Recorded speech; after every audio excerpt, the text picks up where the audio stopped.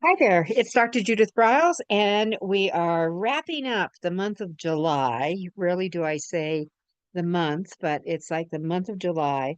During the summer, I've been doing solo ventures with all our podcasts just to kind of let you all pick my brain as we go through.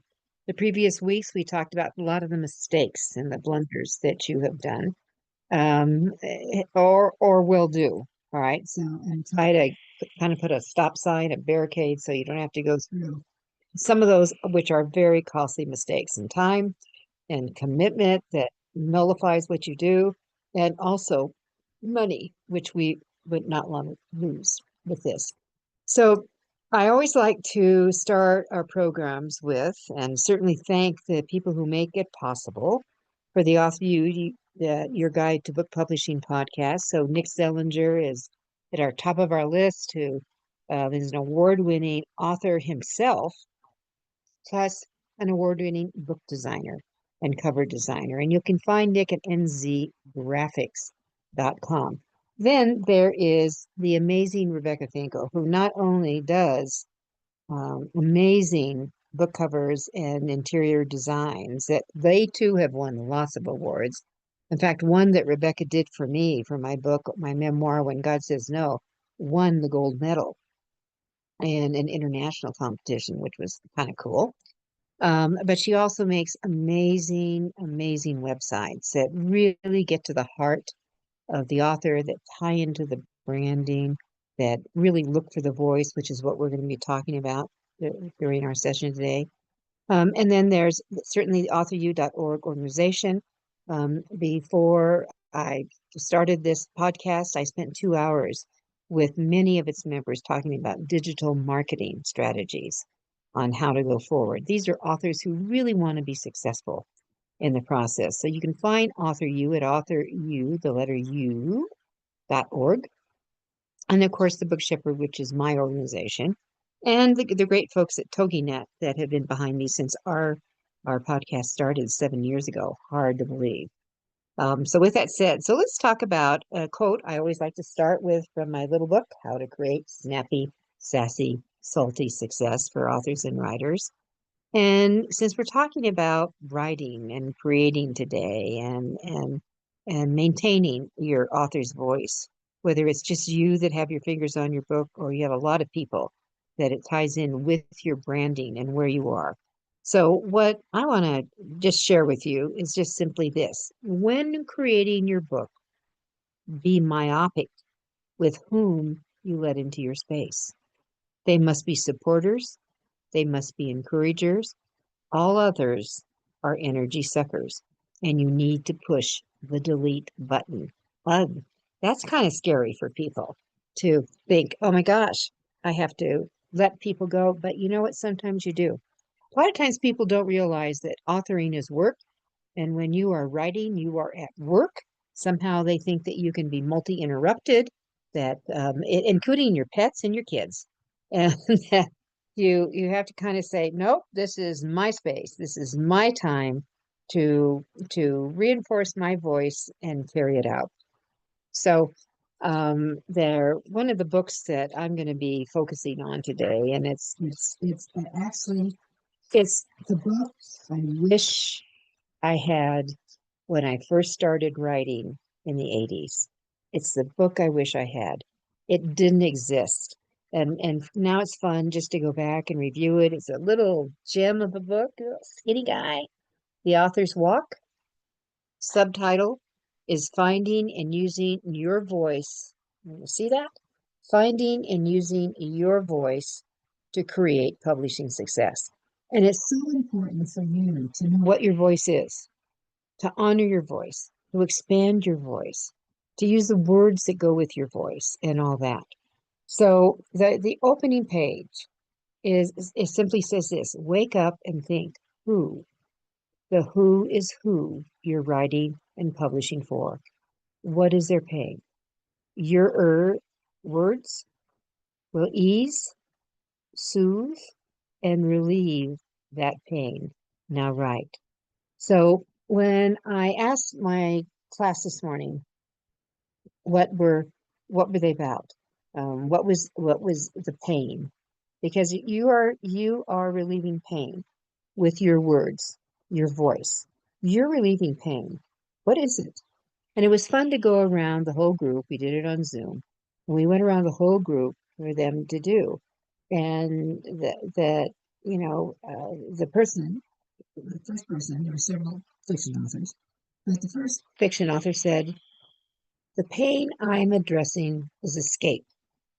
And I actually love that because falling into a great book is a great escape mechanism. I just want to get away. I just want all the noise to stop. I just want all the yammering out there to get away. I need to get away from my phone. I need to do whatever it is.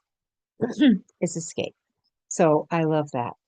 Now, when you, let's come back to with fiction, nonfiction is easy peasy for all of you. That you are, whatever you're writing about, whatever your expertise is, whatever you're diving into, identifying, resolving, you've identified that what the problem is, what the causation of it is, what the impact of it is, and now here's some tips and solutions to get out of Dodge so you don't. So you're a problem solver. And always keep this in mind. It's not money that makes the world go around, although a lot of people want to debate that. It's problems. And since you're the problem solver, then so much can be done to ease that pain, take away the ouch factor, and move on. And it starts with the author's walk. So that's what we're going to go through, and we're going to dive into and play around a little bit with today, and just really kind of either we're going to ignite the inspiration, ignite the mojo, or we're going to rekindle it and bring it back. But every walk has a first step. And for aspiring authors, I would say it would start here. For authors who are feeling the overwhelm, and I know a lot of my clients say to me, Judith, when I work with you, I feel like I have a fire hose coming at me because I'm going to have all kinds of ideas. I'm going to have things. You have to decide which is a fit for you, which step you want to take. Rarely can you do them all. But I sure like to know, okay, so what's in the menu that I need to maybe select a few of the items to take the next step on that. So what the author's walk the book is about, the whole stepping stone, is that it's going to give you honest advice. It's going to give you inspiration, and it's going to get you started or restarted or past the finish line with that. So it's important to understand that one of the things in the walk you need to embrace, what your steps are, yours, not others. Other people do things different ways, and we're all different. And I think that one of the things that's the issue that I see so many get caught up into is they believe they have to do it in a absolute template form. Step their step, the other step, or how the great guru expert did it to write his or her book, or to roll out their program, or to get discovered on TV and invited. I mean, who knows what it is, but it's always different. It's always different. So what you need to do is to figure out what steps are your comfort steps that you can start moving forward with. And then you need to start pulling down that information, tips. And I think it's always important to know what the naysayers are out spiraling around you, whirling. Some like there's a cartoon show I used to watch when I was a kid, the Tasmanian Devil. Oh my gosh, that what's whirling around you, and like you're caught, you can't break out, you can't fill in the blank. So, what are those things that are the naysayers or cause you to lose your energy and start to spiral down in your nosedive, right? So I think it's always also important to maintain that voice, find your voice, is really understand self-care and When you need to take time off and know when your energy is there, that's what you're going to go with. Know when your energy is there. And also, when you run out of gas, when I'm an early bird. Some of you who are listening and watching are early birds. We're up early at 4 o'clock. I'm often up. I'm getting my first mug of tea. I'm ready to settle in. I like a quiet time. The phone's not ringing. I can, kind of get myself organized, getting ready to go for the day. When I start meeting face to face with people, whether it's online, in person, whether I'm starting, this is a writing day. This was a finishing up. That, just in my life yesterday, I finished a book, my book. Brian and I finished our book. We sent it. It is now at the final layout. We're kind of excited. We're also tired. So I think you need to take some time off and time and reward. If you were with me when I went through some of the game plans for creating a book, rolling out a concept, I always had something that said, we're going to, what's a reward?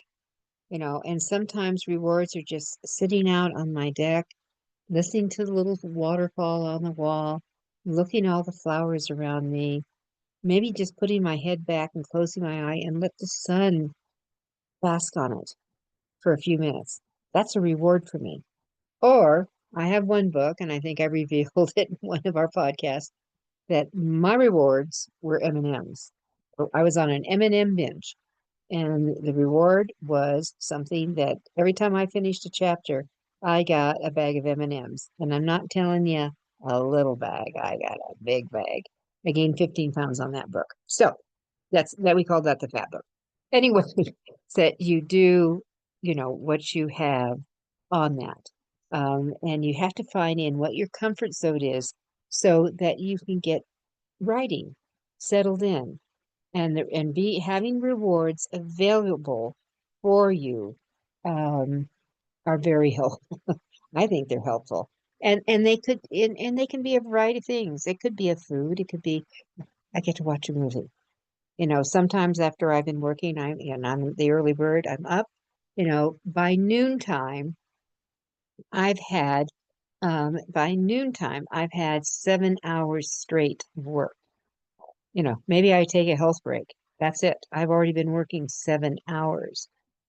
Some people have just been at work a couple hours. So my engine is moving ahead of them. I also know that when I get to that kind of the end of most people's work days, the normal work day, which could be 5-ish, I am running out of creativity gas. I'm now thinking I need to take a break. I need to do something else. Maybe I'm going to go and figure out a movie I'm going to watch tonight, or maybe we're going to start binging on a new series, or maybe I'm just going to watch an hour of the Great British Baking Show, which I like. All right, so we do different things, but it's important to figure out what your thinking is, what your schedule is, not someone else. The other thing that's very important for you is I want you authors to write about what you care about. Don't just write because you got to write. Write about what you care about and let it carry it through.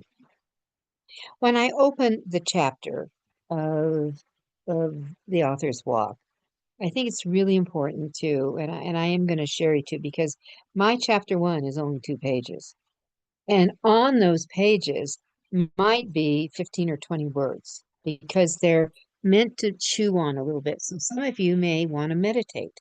Some of you, have to, go down and just pull it together. So this is the kind of the way that I do it. I have to listen to what's going on in my head, my voice.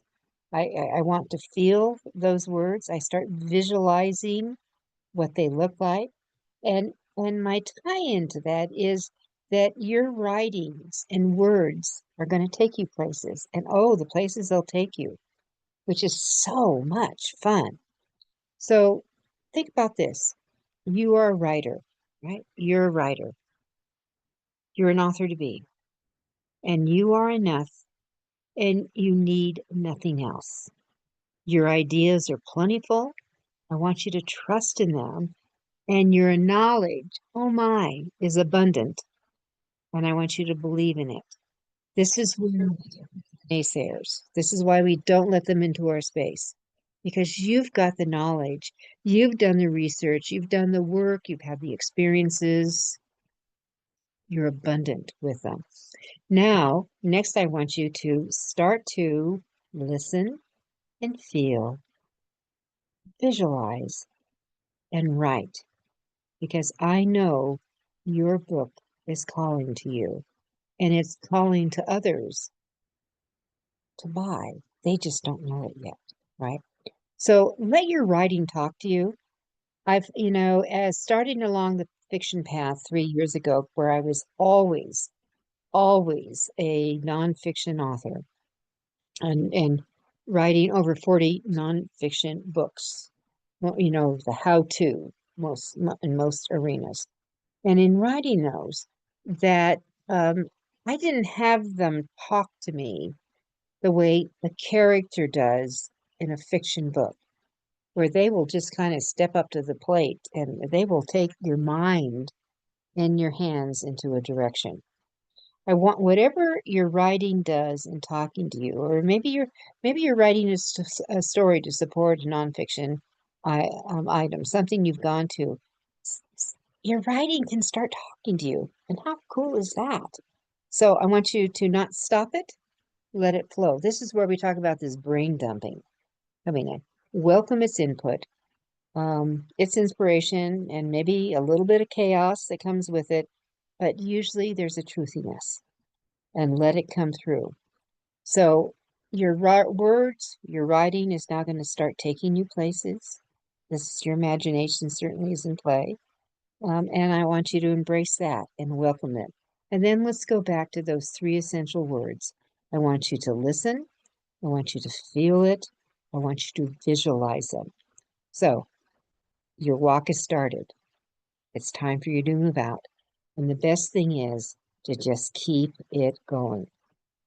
So as an author, this is your world, your domain, your place, your empire. And that if others don't lift the words that you're sharing or your advice, your storylines, don't share them with them. Keep those, maybe you need to keep them in until you're ready to do the really revealing, but let yourself write. Let yourself write. So my share here is I never intended to write a book. Never in the whole world did I intend to write a book. Unexpectedly, I was pulled into that written word. And if I did not follow it, the epiphany that dropped in, the voice in my head that said, JB, if you don't start taking your own words, your stories, your ideas, other people will. If that hadn't dropped in, who knows where I would be? Certainly not as probably a published author, but someone would steal my ideas because I always had ideas. Um, who and where, when that happens, would I return to help to myself on that? So I was a reluctant author. I was an uninvited one. It's a world that I never jumped into. It's a world I'm so glad I was tossed into. I never expected to write more than one book. I've heard people, I've told people for years that once you start writing, they start breeding. Books breed books, and they do. I just finished book number 48 as you listen to this. So when I started along the path, because I wasn't an author, I wasn't a writer, I didn't tell anyone outside of the person who was teaching me how to write, and my spouse and an editor of a newspaper who I reached out to help, who deflected me to someone that could help me learn what I needed to know. So those things, your writing just kind of drops in. It's a surprise. But now, how do you write? Where's your voice? We talk about this thing called a voice. So it could be your stylisms, it could be your grammar styles, it could be certain jargons or quirky things that you say, your phraseology, and how you say it, your pacing that you use. It's a voice on that. And it's unique just to you. So what is yours? So in storytelling, and I don't care where you are, 4 years old, whether you're, a little kid, 4 years old, who has this wild imagination and can still tell story. But I can tell you that mine started as a 4 year old, when my mother sent me to the grocery store to buy groceries, not cigarettes, yes. And I discovered the magic of the comic book aisle. And as this little girl, I used to sit in front of them and just oogle all the bright colors and that's how I taught myself to read. I just started going through and trying to figure out what the action said in words, and then I would tie the action to what these, Superman was one of them, would do, and figure these things out.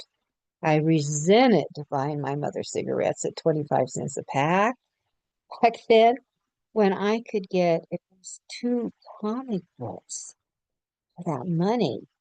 So I used to sit in front and I would read them until, some kindly person would say, "Little girl, you need to go home and leave the comics behind." That's how I started reading.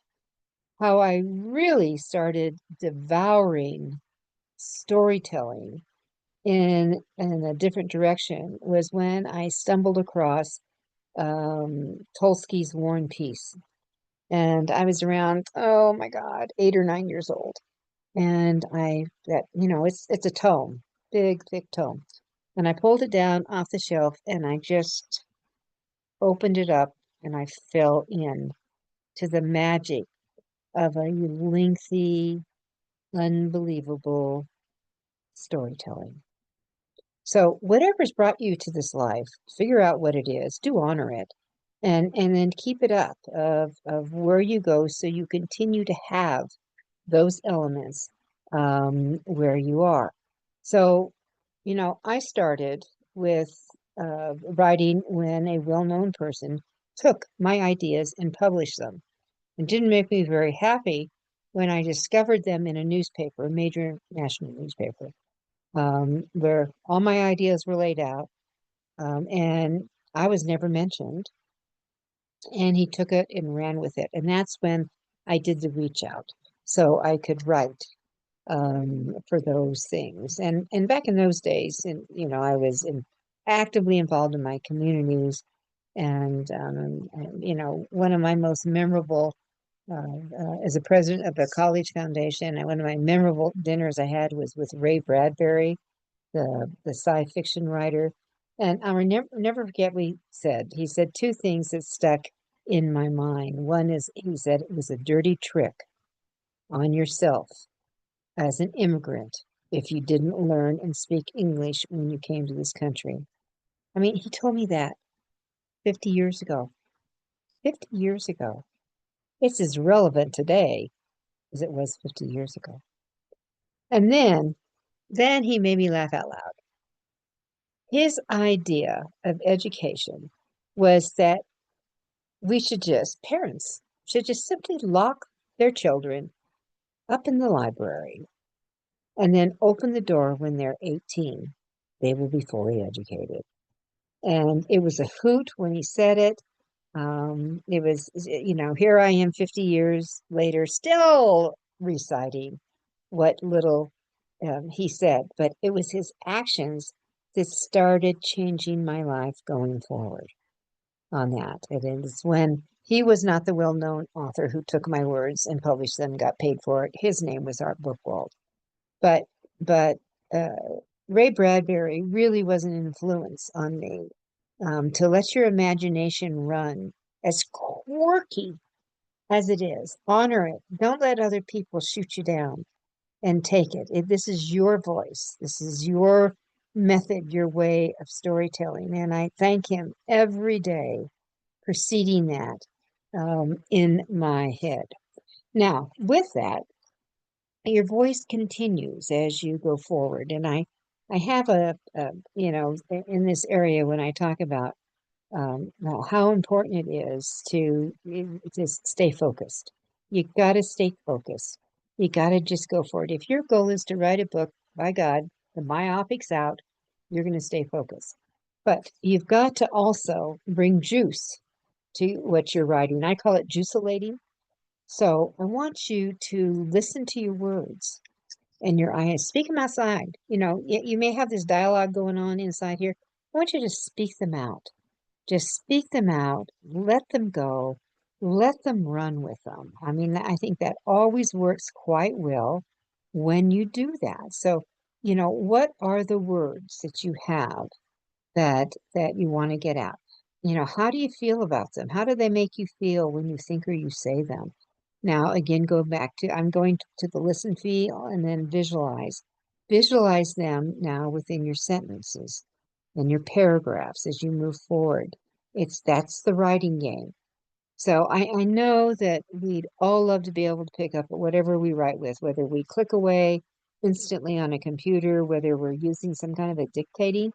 And by the way, my first few books, I dictated them when I got away from my writing teacher, and he was doing stuff. But I've just found that I could dictate and do that. And it's interesting, people when read them said, I really like your book because it feels like I'm having a conversation with you.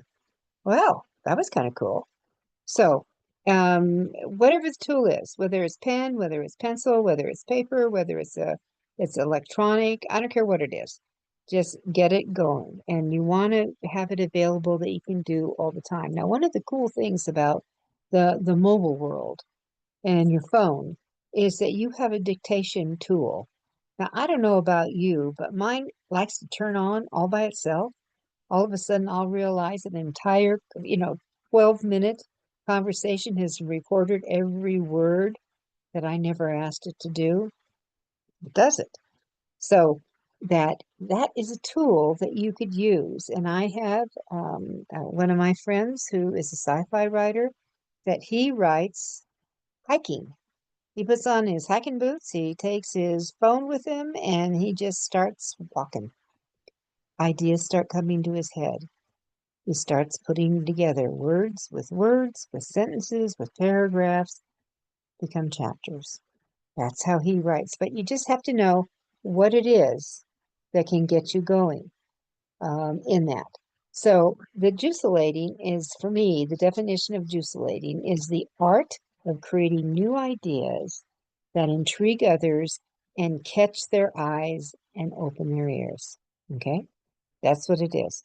What are the words? What are the phrases? What are the sentences that when you spell them out, if they read them, they hear you say them, do they connect? Do they respond? So that's when it's an art form to make that happen. So what you want to do.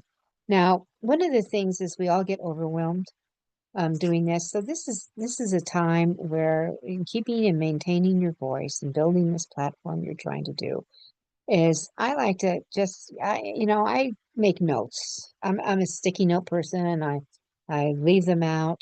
When I first started writing sticky notes, didn't exist.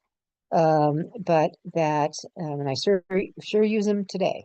And I love it when it went from just yellow to all these fabulous colors. But I would just take a blank piece of paper, another piece of paper that's blank on the other side. I don't care where you get it. But I want you to put in on it and just walk through this kind of exercise. So I want you to put, we have like 4 sections. In the upper left, I want you to put ASAP, ASAP, and up there, upper left. In the upper right, I want you to put 7 days. All right. In the lower left, I want you to put 30 days. And in the lower right, I want you to put whenever, the future. Okay.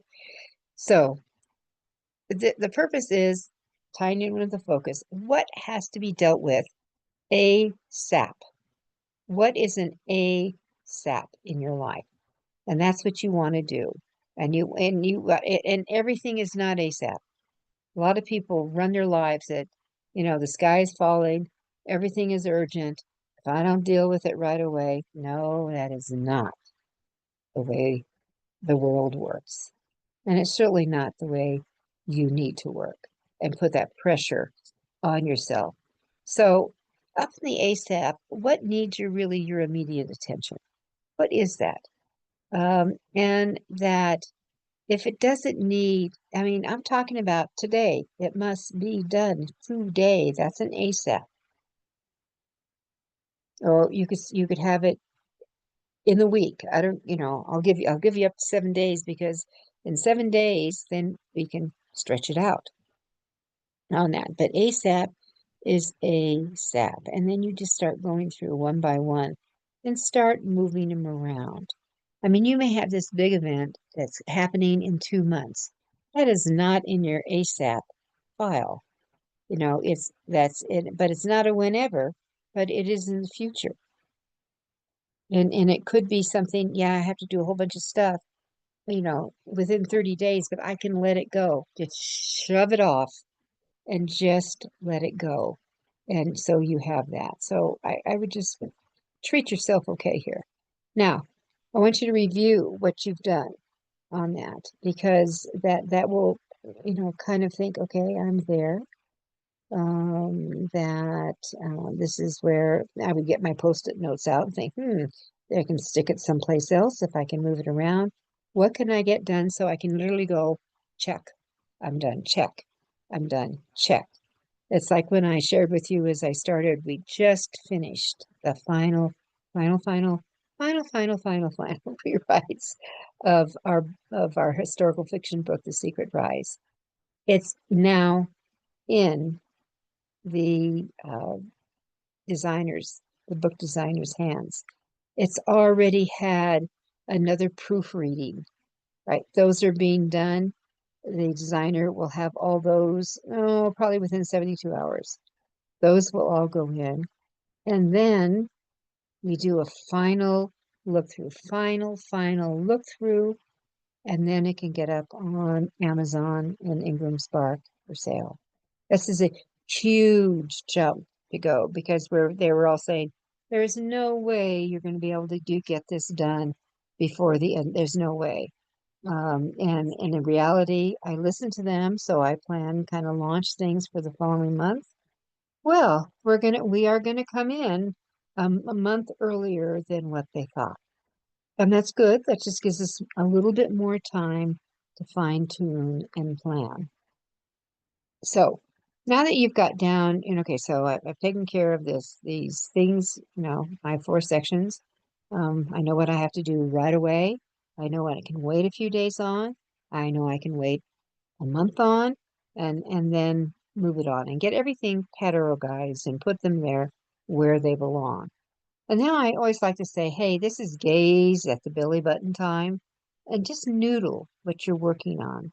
Think about it as you move forward, and that no matter what, you could fall in love with the topic. I have, boy, I thought this book was going to be so hot. I did a massive research. I did unbelievable interviews on it. And then when I went and spoke to a group that I was well known within, and I was sharing some of them, you know what? It didn't connect. I forgot, I wrote it for a different audience within the audience, and that wasn't my audience. So I had to abandon. I just said, okay, my husband couldn't believe I was going to walk away from a project that I'd already had several months into the works. Right, this is the time I would want you to sit down, and the previous weeks I've talked about game plans, whether it's for the book concept, the book creation, whether it's for your book marketing, whether it's for speaking, and whether it's for a crowdfunding program, whatever it is, that this is the time to just do a eval. Where are you? And now let's set some real goals for when you're going to be done. And I think it's a good time. I did this on my game plans, and I shared about the M&Ms, but I think it's a good time for you to think about some rewarding as you go along in your writing, as you're doing this. So when you get so far, and just write when, hey, when my first draft's done, I live in ski country. If I was skiing now, I'm no longer skiing, but it could be I am going to take the weekend off and go skiing. When I'm done with this draft, I'm stopping everything and I'm going to escape to the mountains. Or it could be something like, you know what? I love movies. I do love movies. Maybe I'm going to blitz and go through, 3 days worth of or a week's worth of all the Oscar winners in the last 10 years. And it's just literally when I complete. So when I complete, what am I going to get for it? And that's your pat on the back. And I know I've had when I did a big book for the healthcare industry, my reward when I finished that baby was to go on a cruise. And I did. And I enjoyed the water, enjoyed the sun, I enjoyed the locations. I enjoyed it all. Cost money, but that was the reward. So that, and I also think, sometime when you do these things, are you going to always escape to the familiar? I sometimes do. I'm guilty of that. Are you willing to do an unfamiliar? So figure that out as you go through that and put it together. Right now, the other thing that's really important to stay in your voice, to your style, so your brain is clicking and the words are coming to you. Is what's your environment? Where are you going to write?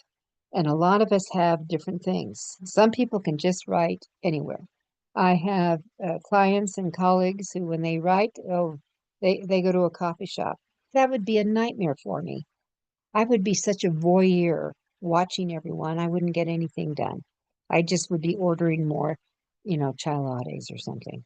So go in the environment that is safe for you, where you're going to be, and that would be conducive and bring that mojo into play and back. That's what I want. So, as I kind of think of a summing up here, it's like, when you write from your heart, you tell the truth. You connect with the reader, and it's really important. So, write from your heart. Find the environment that works best for you. And it could be outdoors, it could be indoors, it could be with water running, it could be outside with the sun beating down on your back. I don't know where it is, but you do. And that's what you want to do that. So, when you grow your thoughts in your voice, it's really important to ask yourself, okay, so what is the story that's starting to sizzle in me, or the idea for a book, the presentation for a book, the layout of the book? How badly do you want to get it out? Really important question to ask. What are you willing to forego to make it happen, to see it told, to get your words in print? Because this is the time you're going to have to let up some stuff, to really let it go. You've got a lot of ideas, whether they're for blogs, articles, books, expansions, a workshop, fill in the blank, whatever it is. You've got a lot of ideas. And I think that, one of the things I'm always interested, because one of the big degrees that came up was an MFA, Master's, of Fine Arts, to get your foot in the door of writing. No. If you read Stephen King's book on writing, which is one of the favorite ones I love to recommend, you just start writing. Come on, get your stories out. Start writing, put it. Every time you write, it will get better. And that there are a lot of people out there who will accompany you. You may have ghost walking with you, but there's a lot out there. And, for me, when I asked the question, as I started in on this process, did I want to be an author back decades ago with my first book? The answer was I did. So, do you, right? And how badly did I want it? And the answer was, it would help build my business. I have a lot of really good ideas that would help women. So this is the kind of process that you will go through. But that for writing, you don't need a gazillion degrees. You do need to get, as I said, Stephen King's book on writing, I recommend. Writing Will Strunk's and White's Elements of Style is always a classic and worthwhile. And On Writing Will is one that you might want to make sure that you get, which is William Zinsser's book. So if this is where you're hanging out, here's another thing that I think is very careful. A lot of you are in writing groups. Are they helpful? Do they move you forward? Are they critiques? What are they? I think it's really important to understand that if you're writing, let's say you're a mystery writer and you have a whole bunch of romance writers in this group, is it a right fit for you? Because I think if you're looking for feedback, when people are not reading your kind of genre, it's not going to be helpful to you. So make sure you've got the right group going on. I have seen many a book sabotaged within a writing group because the person who was writing about some sports thing absolutely did not get what the book was about, did not get, so really offered nothing helpful to the author to to help him or her move forward. So this is really, you need to pay close attention to this kind of thing because you can get into what I would call deep doo-doo, and I don't want that to happen. And that I don't want you to get stuck. I don't want you to slow down in that. So writing, are you getting support from encouragers who are out there? There are the distractions. There's oh my gosh, the siren of the internet. There's gizmos and gadgets. There's emails. There's texts. There's life. Distractions and excuses surround you. So, what are your limitations? When can you pull the plug on some of those things? Not life, but there's some things that you're going to have to say, I can't spend all this time. I can't just drop everything and go off and do things because my goal is to get this book done. If that's the goal, you have to really decide what your goal is. You have to do that. So when someone calls you, I have a thing. A lot of times people will contact me and say, Judith, I'd love to get together with you and know you better. Can we get together for coffee? When I get a call like that, number one, I don't drink coffee.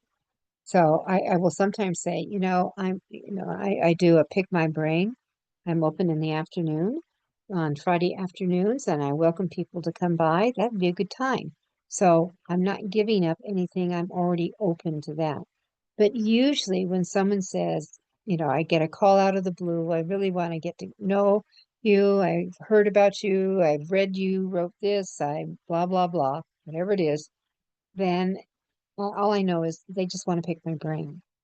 Do I want to spend a half hour driving to meet this person, being there another hour, and can I kiss off 2 hours? And the answer is no. You've got to decide what you're not willing to kiss off. What are you willing? That's my truthiness. I'm not willing to kiss off time. If I'm going to have free time, I want to spend it with people I really like, really care about. Or sometimes I just want alone time. It's something I don't have.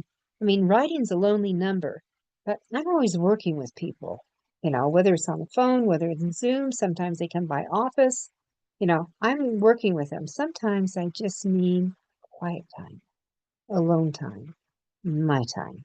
So that's very important to understand. Now, also, in finding your voice and maintaining that voice is you need to answer the question why you write. Why are you writing on it? And is it because of someone? Is it because of something? Is it because of an event, a happening? Was there a trigger that goes off? Is there a reaction? It's the why, and it's a good idea to understand exactly why you write. And it could be you have the most amazing, wild imagination, and these stories just keep coming out from every which way. Well, that's good. I like that. That is there something that might inspire you going back to your space? I have certain pieces of music I love to listen to quietly. I mean, there's Rachmaninoff's the Rhapsody on the theme of Paganini, I can just put my head back, and I can feel the melody flow through. It's really, and if I have a cup of tea, a mug of tea close by, that is, nirvana for me on that. So, what is it that you have that will keep you, that acknowledges, the why, and that will keep you going? And does it flow through you? I mean, is it there? There's another piece of music I always like to talk about that I love. It just starts with a snare drum and bolero as at the crescendo. It's coming. It always ends this way. It's coming up.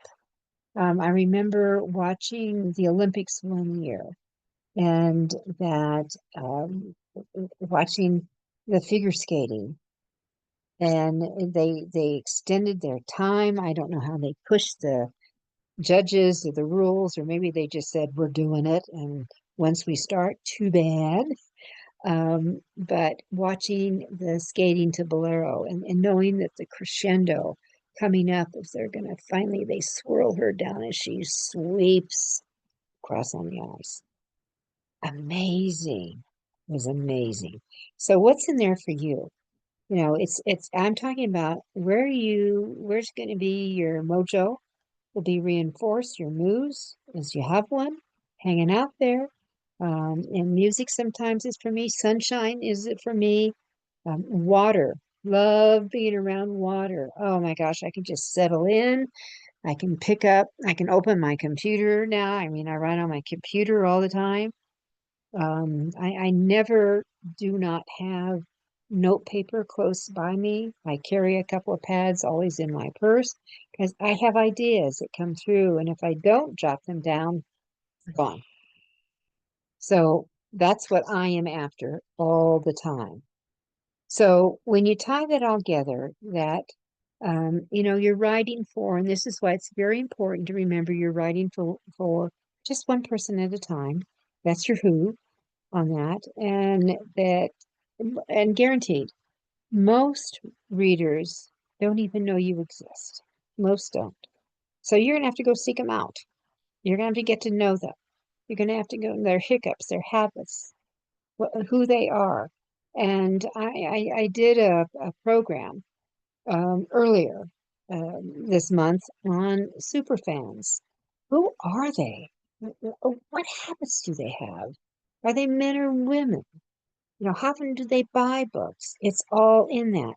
And that's who your who is. You want them to find you, to go where you want to be, where you want to go in that process. And that's what makes it so exciting, as you have it. And you just have to keep in mind you're a sponge, you're a giant sponge out here. And the more that you get to know these fans, the more alike you'll be. When I started working in the healthcare industry, and that goes back, oh my gosh, 30 years ago, I spent over 20 years just writing for healthcare. I was writing about toxicity in the workplace, in the female-dominated workplace. I had finished my doctorate work, and that was the topic. It was on ethics, and basically, do women undermine other women? And healthcare, I didn't write for healthcare. Not then. They came and found me and they said, we need you. You need to do a study on us. You need to see what's going on here. And I had just done a massive, study and dissertation. I was done. I thought I was so done. And they kept hounding me. My future readers came and found me, kind of rattled my cage saying, Yoo-hoo, we know you can do this for us. And indeed they did. I ended up writing 3 distinct books just for healthcare and the workplace issues. I sold hundreds and hundreds of thousands of copies to that specific group, a group I didn't even know was my who. Sometimes your who finds you. You may think you know who it is, but they'll come find you. But I was out there too. I was talking about this topic. I just didn't realize it was them I was talking to, I was writing for. And then, of course, I did do more studies. I did do writing. I ended up doing 9 national studies on the topic and bringing it together so that we authors are like sponges, and the more we connect with people, the more, and especially around our primary writing, other avenues can open up. And I can't think of anything better that could happen to you.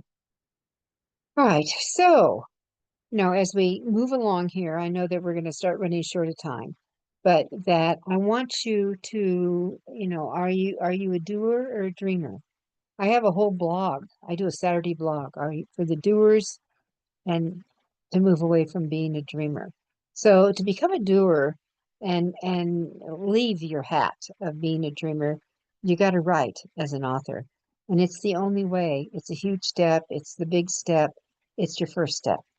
And are you ready to take it? That's my question for each of you in this process. Are you ready to take it? That do your words matter? Do they count? Do your writing hours count? Yes, they do. And this is where you have to kind of do some separation that you're at work, you're working on, well, some people say the great American novel, but I've never let myself go down that one path. But there are people's realizing that words count. Words matter. The hours you put in to bring them alive are huge. And I've gone through this so many times. Do you need to write every day? Nope, you don't. For all my own work, I'm a binge writer. I go in binges, very, very tight times, but I could write for 14 hours if I need to be. Once I go, I go. Leave me alone on those things. So those are the things that you want to understand. How you write, where you write, how you can put it together. So I think that if you have a muse, I've mentioned mine are, if you picked it up, sun and water are big. I always have iced tea accompany me. I do huge things in that area. And I also spend time learning. I believe that we authors have to be committed to lifetime learning. We need to commit to reading others in our genre to see what they're doing, what excites you. And you need to also understand that rejection will come your way. They come your way. Stick to what you believe in, how you go about it. And I think it's so important for you to understand power, the true power of your words. And I end my book with with pure author joy when you know that your chapter is the end, and then your mind and fingers say, are you ready to start next? So when I write The Power of Words and Voice, understand this: without your words and your voice, history can become silent. Literature is dumbed down, it disappears. Science reporting is crippled. Thought and speculation are at a standstill. Without your words, your ideas, your voice, the development and revealing of civilization could be impossible to understand. And without your words and your voice, the storytelling, the visuals, and the narratives of the imagination will ebb to oblivion. Without your words and your voice, the engines of change can disappear. Windows that are the lighthouses erected in the sea of tides will recede and vanish.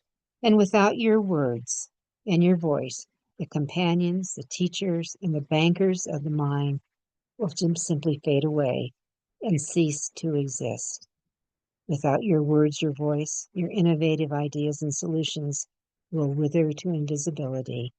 And without your words, your voice, and everyone is diminished. Your words, your voice, your ideas, your concepts, you are vital for how we live, how we work, how we play, how we move forward in our world today. The Author's Walk, I sure hope you get it. It's a book, as I said, I wish I had this 40 years ago when I first started writing. I'm Judith Briles, Thank you for being with me on Author You, your guide to book podcasting. Next week, we'll have a whole series of new topics. I'll have lots of guests starting with us, and I look forward to having you with me. Take care.